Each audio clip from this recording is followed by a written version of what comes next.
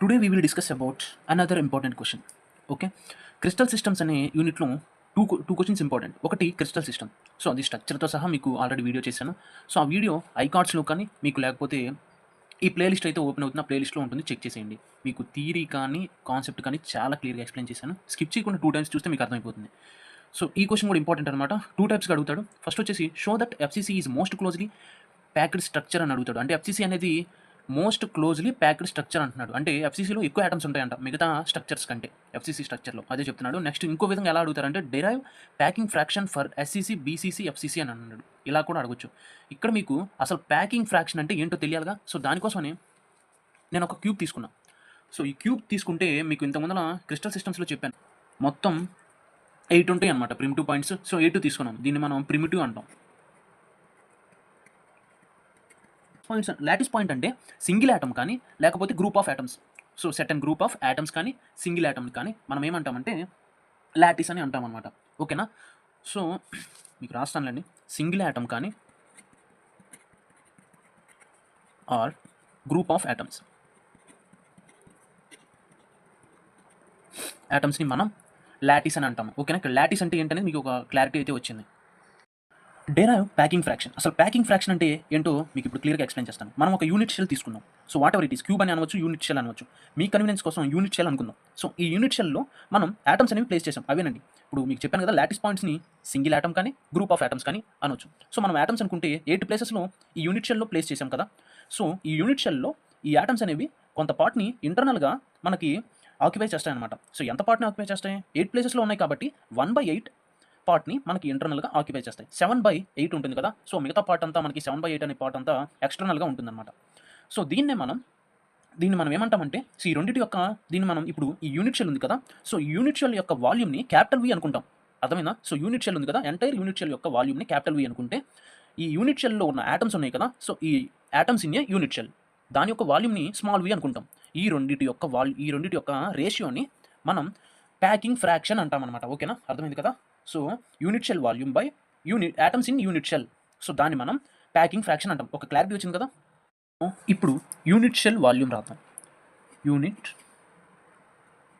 Cell volume, దీన్ని capital వితో indicate చేస్తాం. Capital we equal to LBH. ఓకేనా? లెంత్, బెడ్త్, హైట్ తీసుకున్నాం. సో నెక్స్ట్ వచ్చేసి atoms in a unit cell, atoms in a unit cell, atoms in a unit cell. So దీన్ని small వీతో indicate చేస్తాం. So ఇది small వీల్ అండి. ఇట్లా మీకు క్లారిటీ కోసం అట్లా చేశాను, ఇక్కడ రింగ్ లాగా అట్లా చేశాను. So small v equal to small v అనుకుందాం దీన్ని. సో ఈ రెండింటి యొక్క రేషియో కావాలిగా. రేషియో అంటే packing fraction or packing density అంటాం. సో ప్యాకింగ్ ఫ్రాక్షన్ అనొచ్చు, ప్యాకింగ్ డెన్సిటీ అని కూడా అనొచ్చు. సో ప్యాకింగ్ ఫ్రాక్షన్ అనే రాద్దాం. Packing fraction, packing fraction or density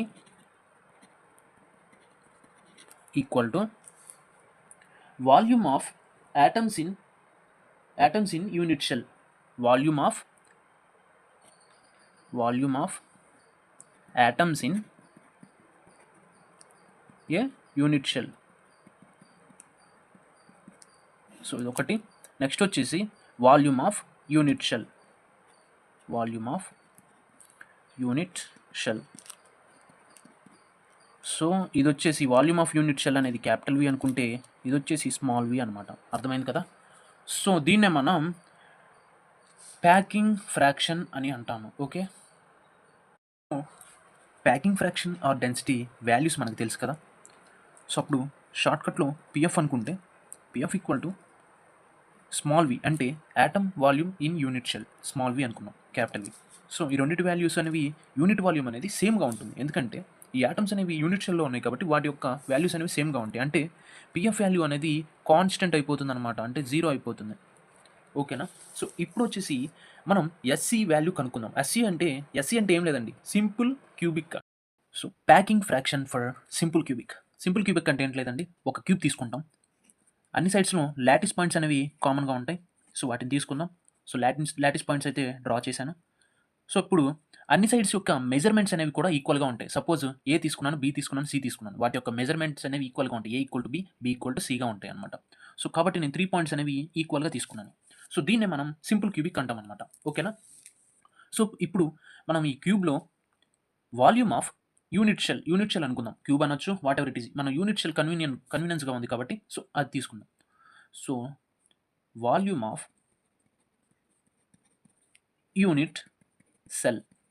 volume of unit cell మీకు ఒక పాయింట్ చెప్పాను కదా, అన్ని మెజర్మెంట్స్ ఈక్వల్గా ఉంటాయి అంటే therefore A equal to B equal to C. 3 values అనేవి ఈక్వల్గా ఉంటాయి. వాల్యూమ్ ఆఫ్ యూనిట్ సెల్ అంటే క్యాపిటల్ వి తీసుకుంటాం. ఓకేనా? సో క్యాపిటల్ వి కాబట్టి 3 ఈక్వల్గా ఉన్నాయి కాబట్టి a into a into a a into a into అనేది మీకు కన్ఫ్యూజన్ ఉండొచ్చు. సో ఫార్ములా ఏంటంటే వాల్యూమ్ ఆఫ్ యూనిట్ సెల్కి therefore we equal to capital we equal to LBH అంటే లెంత్, బెడ్త్, హైట్ అనేది ఈక్వల్గా ఉంటాయి అన్నమాట. సో వాటి వాల్యూస్ అనేవి ఏ తీసుకున్నాను కాబట్టి ఏ ఇంటూ ఏ అంటే capital we equal to a cube. Okay, so 3 values అనేవి ఇవి ఇంటూలో ఉన్నాయి కాబట్టి మీకు ఏ క్యూబ్ అనేది వచ్చేసింది. ఇప్పుడు number of atoms in a volume of number of atoms in unit cell అంటే యాటమ్స్ యొక్క ఈ లాటిస్ పాయింట్స్ని యాటమ్స్ అని అంటారని చెప్పాను కదా. సో సింగిల్ యాటమ్ అనొచ్చు, లేకపోతే గ్రూప్ ఆఫ్ యాటమ్స్ అని కూడా అనవచ్చు. వాటి యొక్క వాల్యూమ్ని ఫైండ్ అవుట్ చేద్దాం. సో నెంబర్ ఆఫ్ యాటమ్స్ తెలియాలి కదా దీనికంటే ముందు. సో నెంబర్ ఆఫ్ యాటమ్స్ అనేది ఏం లేదండి. So number of atoms in unit cell. So number of atoms అనేవి ఎన్ని ఉన్నాయి సో చూద్దాం. మనకి 1/8 పార్ట్ అనేది మనకి ఇంటర్నల్గా ఆక్యుపై చేసి ఉంటాయి కదా ఈ యాటమ్స్ అనేవి. సో వాటన్నిటిని చూద్దాం. సో 1/8 పార్ట్ అనేది మనకి ఆక్యుపై చేసి ఉంటాయి అంటే టోటల్ 8 ఉన్నాయి. సో 1/8 వంతు ఇవి ఆక్యుపై చేసాయి కాబట్టి ఈ ఫార్ములా వచ్చింది. 8కి 8 క్యాన్సిల్ అయిపోయి మనకి 1 మిగులుతుంది కాబట్టి టోటల్గా ఒక ఫేస్ మొత్తం ఈ క్యూబ్లో, సింపుల్ క్యూబిక్లో ఒక ఫేస్ అంటే ఈ స్ట్రక్చర్లో ఒక ఫేస్ మొత్తం యాటమ్సే ఉంటాయి అనమాట. సో అది వచ్చిందనమాట. అంటే ఒక యాటమ్ అనేది పూర్తిగా ఉంటుంది ఒక ఫేస్ మొత్తం యాటమ్స్ అనేవి ఉంటుంది. Volume of atoms in a unit cell కనుక్కునే ముందు అసలు యాటమ్ షేప్ ఎట్లా ఉంటుంది? సర్క్యులర్ ఫామ్లో ఉంటుంది. సో దీని యొక్క వాల్యూమ్కి ఫార్ములా ఏంటంటే దీని యొక్క వాల్యూమ్ని స్మాల్ వితో ఇండికేట్ చేస్తాం. స్మాల్ వితో ఇండికేట్ చేస్తాం. ఫార్ములా ఏంటంటే 4/3 pi r cube. 4/3 pi r cube ఇది ఫార్ములా అనమాట. మన యాటమ్ వాల్యూమ్కి ఫార్ములా. సో ఈ ఫార్ములా వచ్చిందిగా. ఇప్పుడు atoms in volume of atoms in unit cell తీసుకుంటే దేర్ ఫోర్ యాటమ్స్ ఎన్ని ఉన్నాయి? 1 ఉంది. అంటే 1 into 4/3 pi r cube. 1 into 4/3 pi r cube centimetres cube వస్తుంది అనమాట. ఓకేనా? ఇప్పుడు దీన్ని మనం యూనిట్ సెల్ కదా, వాల్యూమ్ ఆఫ్ యాటమ్స్ కాబట్టి small v equal to 1 into 4/3 pi r cube centimetres cube అనేది ఈ వాల్యూ అనమాట. ఆఫ్ యూనిట్ సెల్ వాల్యూ పూర్తిగా రాలేదు కదా. సో ఏ వాల్యూ ఫైండ్ అవుట్ చేయాలి? ఇక్కడ ఈ క్యూబ్ డయాగ్రామ్లో చూసుకుంటే మనకి యాటమ్స్ అనేవి ఒక ఫేస్ తీసుకున్నాం. టోటల్గా ఒక ఫేస్ అంటే ఇక్కడ మనకి 4 ఫేసెస్ ఉన్నాయి. 4 ఫేస్లో ఒక ఫేస్ తీసుకొని ఆ యాటమ్స్ని వాటి యొక్క రేడియస్ని కూడా మనం చూద్దాం. సో నేను ఒక డయాగ్రామ్ తీసుకున్నాను. సో ఆ డయాగ్రామ్లో సో ఒక ఫేస్ తీసుకున్నాను అనమాట ఆ డయాగ్రామ్లో. సో ఇక్కడ ఇవన్నీ యాటమ్స్ అనమాట. సో యాటమ్స్కి రేడియస్ ఉంటుంది కదా. సో రేడియస్ అనేది ఆర్గా తీసుకుంటే సో ఆర్గా తీసుకున్నాం. సో ఈ ఫేస్ మొత్తం అంటే ఇది మొత్తం కలిపి మనం ఏ అనుకున్నాం కదా. సో మొత్తం కలిపి ఒక ఫేస్ మొత్తం కలిపి ఏ అనుకున్నాం. సో అదే చెప్తున్నాను. సో రేడియస్ ఆర్ అనమాట. అంటే ఒక ఏ అంటే సో దేర్ ఫోర్ ఏ అంటే ఎంత? సో ఏ అంటే 2R అనమాట. ఓకేనా? ఇక్కడ ఏ వాల్యూ వచ్చింది. ఓకేనా? ఎట్లా ఇప్పుడు ఈ డయాగ్రామ్లో ఇది మొత్తం ఒక యాటమ్, దీని రేడియస్ ఆర్. ఇది మొత్తం ఇంకొక యాటమ్, దీని రేడియస్ ఆర్. ఓకేనా? అట్లా ఈ ఫేస్ మొత్తాన్ని ఏ అనుకున్నాం. A equal to 2R in. So therefore volume of unit cell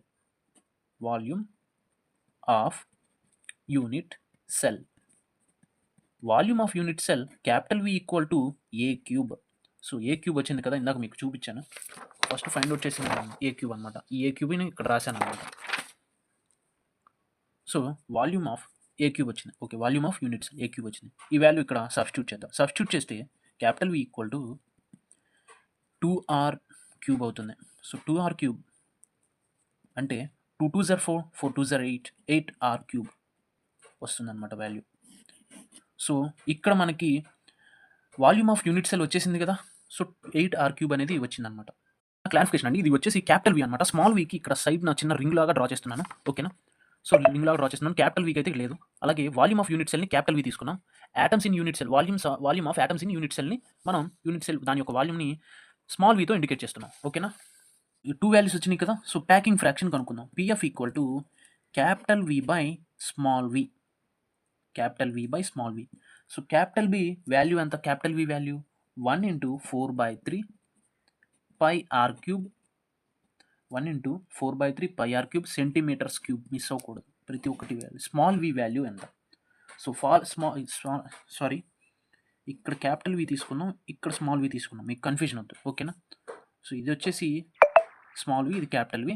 so ఇక్కడ 8r క్యూబ్ సెంటీమీటర్స్ క్యూబ్ వస్తుంది.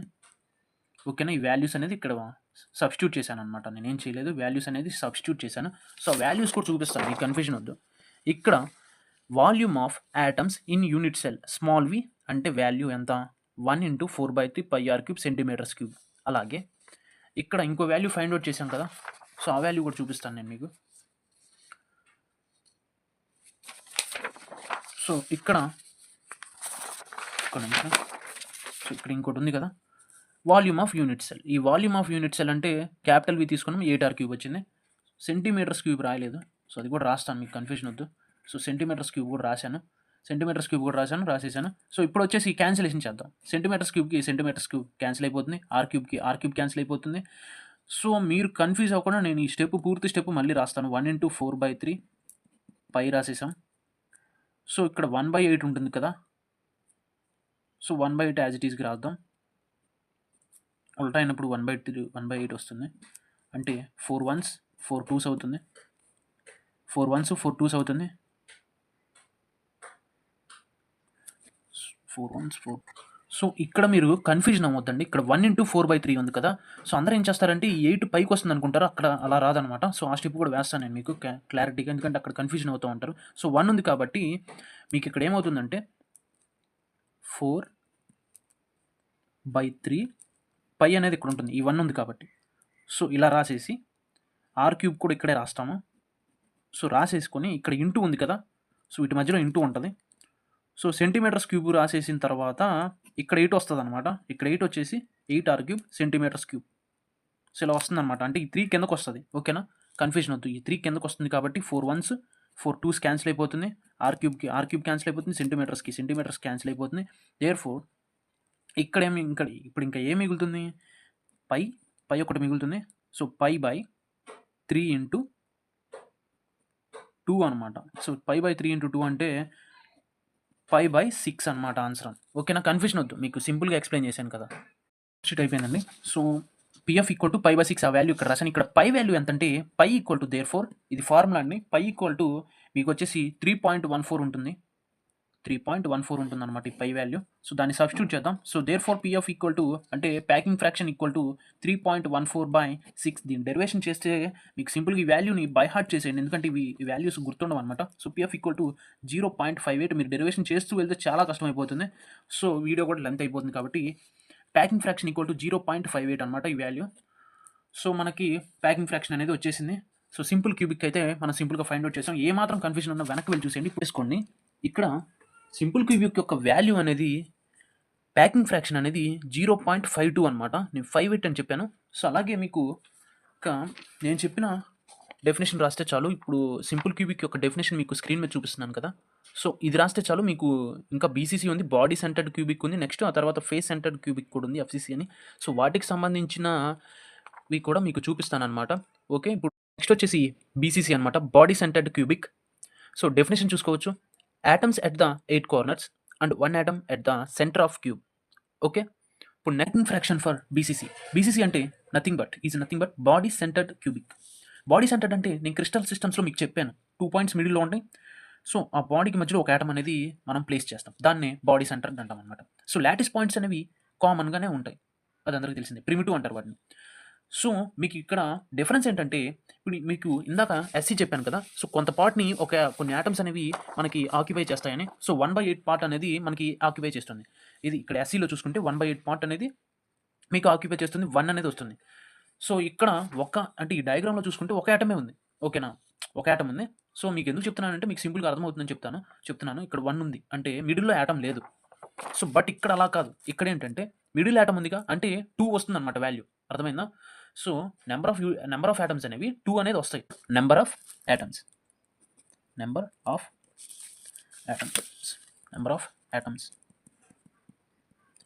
ఆఫ్ యాటమ్స్ ఈక్వల్ టు మనకి 1/8 పార్ట్ అనేది ఆక్యుపై చేస్తాయి కదా ఈ యాటమ్స్ అనేవి.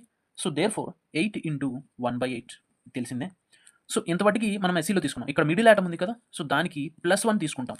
సో 8కి 8 క్యాన్సిల్ అయిపోతుంది అంటే 1 + 1 2 అనేది వస్తుంది. నెంబర్ ఆఫ్ యాటమ్స్ ఎన్ని 2 అనమాట.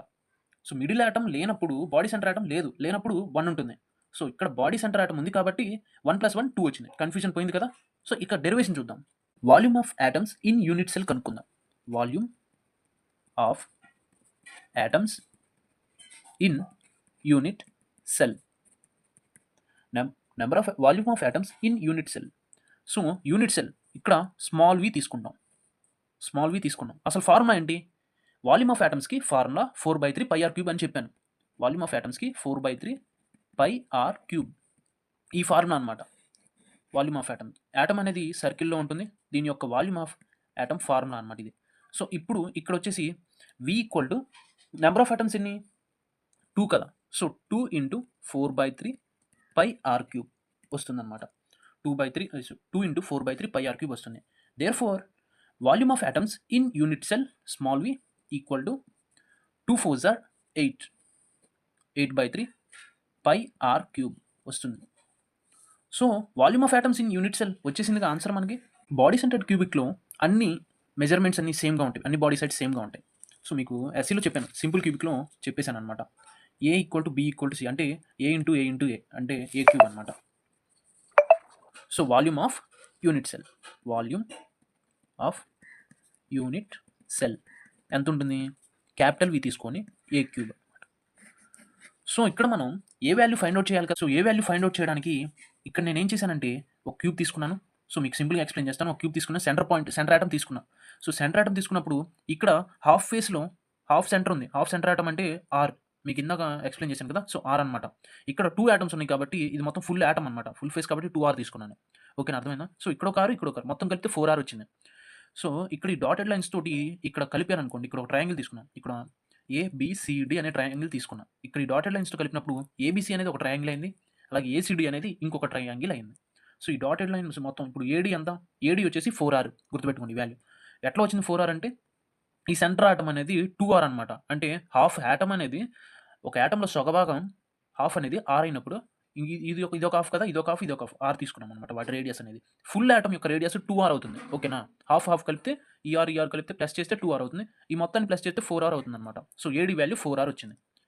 సో ఈ డాటెడ్ లైన్స్ తోటి ఏసీని కలిపినప్పుడు ABC అనేది ఒక ట్రయాంగిల్ అయింది, అలాగే ఇక్కడ ACD అనేది కూడా ఇంకొక ట్రయాంగిల్ అయింది. ఓకే కదా, అర్థమైంది కదా. సో ఇప్పుడు అకార్డింగ్ టు ది పైథాగరస్ ప్రకారం మనం చూసుకుంటే ట్రయాంగిల్ ABC. సో నేను ABC తీసుకున్నాను, capital A, capital B, capital C. ఈ ట్రయాంగిల్ అనేది తీసుకున్నప్పుడు పైథాగరస్ ఫార్ములా ఏంటి? సో మీకు సింపుల్గా చెప్తా. ఇక్కడే గుర్తుపెట్టుకోండి, మీకు సింపుల్గా గుర్తుపెట్టుకోవచ్చు. First AC² = AB². First AC అయిపోయింది కదా. సో చివరికి తీసుకున్నాను, AC తీసుకున్నాను. తర్వాత AB² తీసుకోవాలి. AB² ప్లస్ ఇప్పుడు ఇలా తీసుకోవాలి BC². చివరికి ఇది ఉంది కదా, సో BC² తీసుకోవాలి. సో గుర్తుంది కదా, ఏం లేదండి, ఇక్కడే ABCలోనే ఉంది. AC² తీసుకున్నాను. AC² = AB² plus BC². సింపుల్గా ఇది ఒక ట్రిక్ అనమాట. సో ఇక్కడ AC అంటే ఎంత? ఇక్కడ AC చూసుకుంటే సో AC ఎంత? So AC value find out చేయాలి. AC వాల్యూ లేదు కదా, so AC value find out చేయాలి. AC² = AB ఎంత? AB అనేది A. సో A² ప్లస్ ఇది కూడా BC అనేది కూడా ఓకే.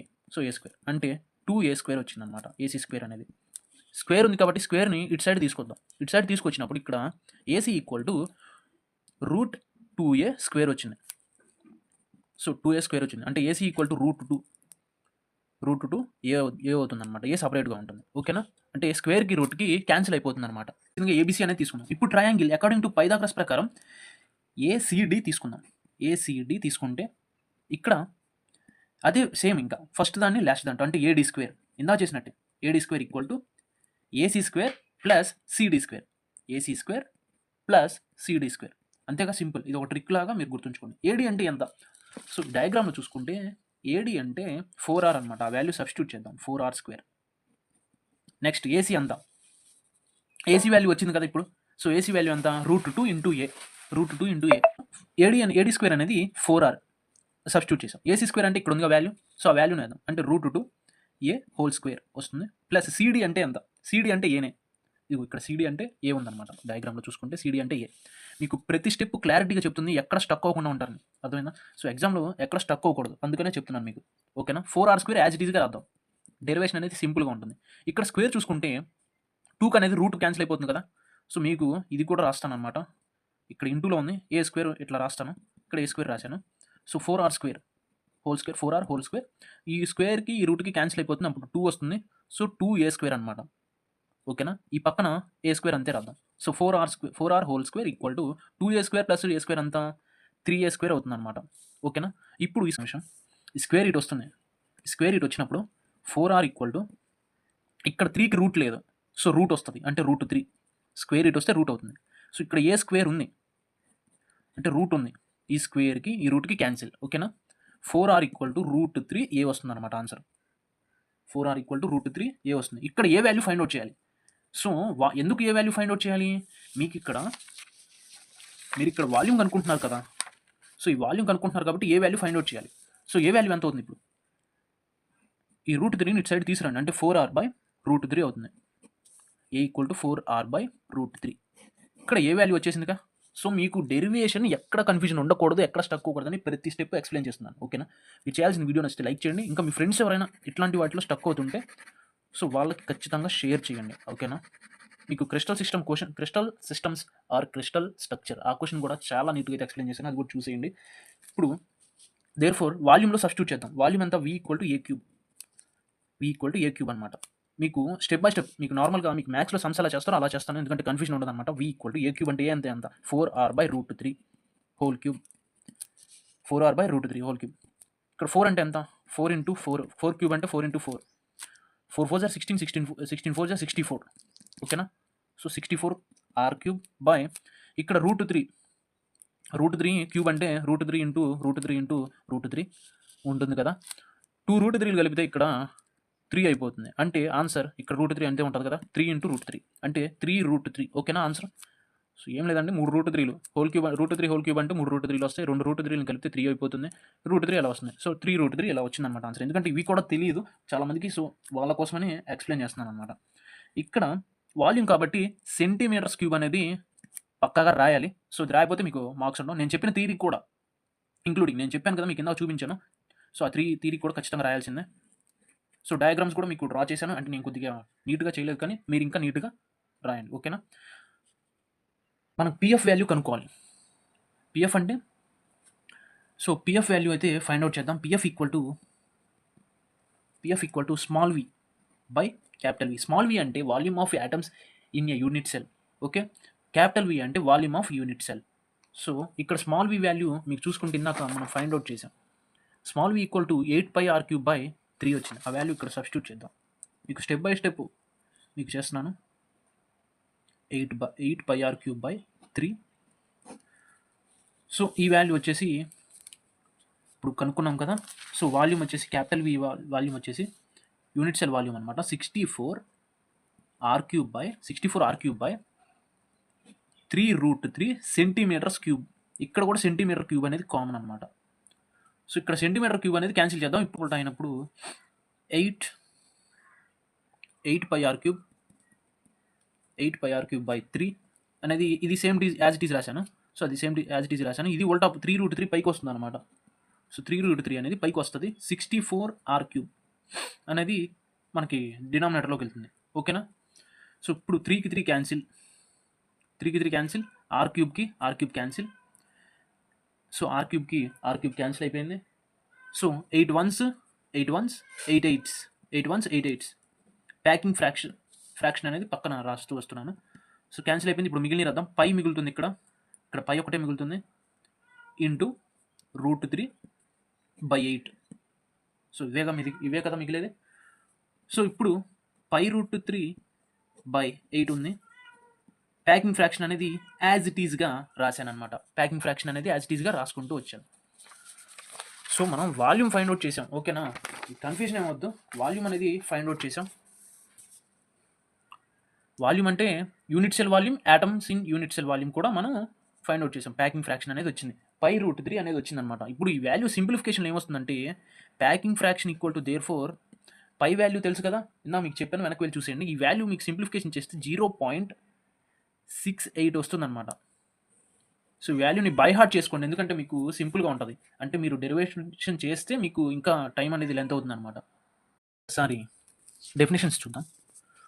సో ఎందుకు చూపిస్తున్నానంటే మీకు ఒక క్లారిటీ ఉంటుంది, మీరు నోట్ చేసుకోండి అవసరమైతే.